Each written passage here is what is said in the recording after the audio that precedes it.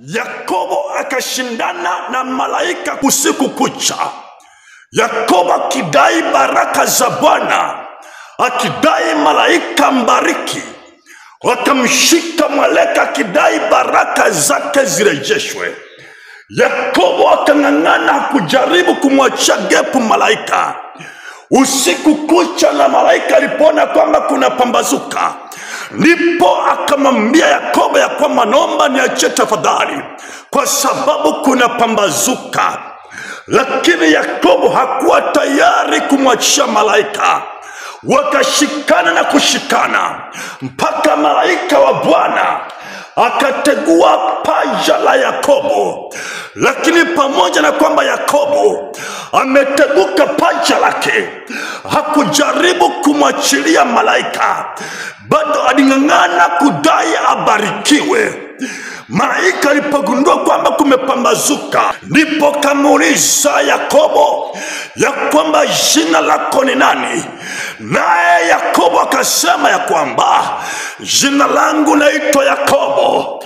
Malaika alipocheki tafsiri ya jina Yakobo, akagundua kwamba Yakobo maana yake ni mdanganyifu.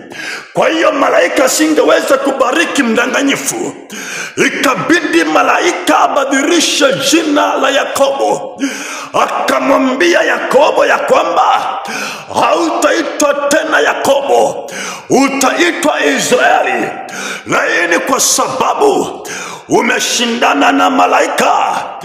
Yakobo akabarikiwa na Mungu. Yakobo akapewa baraka. Ni jambo gani ambalo umelishikilia katika maisha yako? Umeng'ang'ania nini katika maisha yako ambacho kiko nje na Mungu? Vitu ambavyo umeng'ang'ania havitabadilisha uchumi wako, havitabadilisha maisha yako. Uliza watu ambao walimwacha Mungu, wakakimbilia vitambaa vya upako, wakakimbilia mafuta ya upako, wakakimbilia maji ya upako. Waulize kama wameshaona baraka za Bwana. Kama baraka za Bwana wameshazipata, waulize. Wasipokuambia ukweli watakudanganya.